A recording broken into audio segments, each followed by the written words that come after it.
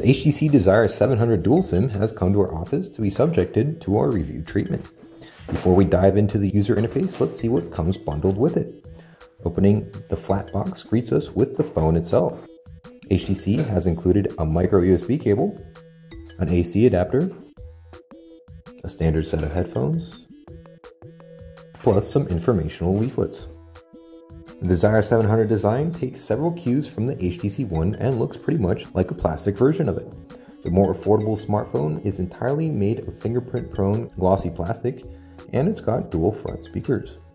Similarities with the One continue below the screen, where we find the back and home capacitive buttons combo. Speaking of the screen, it's a 5-inch Super LCD2 of QHD resolution, resulting in a pixel density of 220 pixels per inch. 720p display would have certainly been nicer, but obviously the budget didn't allow it. HTC has aimed the Desire 700 dual SIM at price-conscious buyers, which also explains the inclusion of a second SIM slot, a very popular feature in emerging markets. Happily, the back cover is removable and reveals the 2 SIM card slots and a micro SD card slot. Next to them is the 2100 mAh battery, which HTC says is good for close to 11 hours of 3G talk time and 580 hours of standby. The Desire 700 dual SIM comes with the Sense 5 user interface that in this particular case is running on top of Android 4.12, despite the HTC One rocking Sense 5.5 atop Android 4.3 already.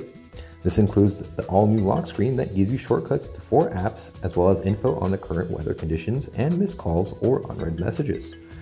There are no quick settings in the notification area, however. Past it, you're greeted with the Flipboard-like Blink feed.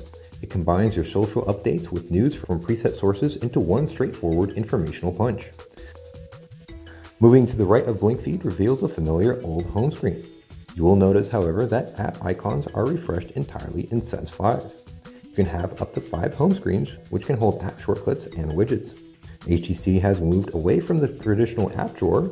Instead of side-scrollable paginated panes, you get an uninterrupted vertically scrollable grid of icons with added settings, Google Play, and search shortcuts.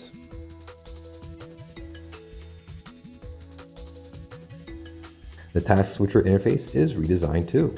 You get to it by double tapping the home button and it displays a grid of 9 thumbnails. To dismiss an app, hold it and flick it up.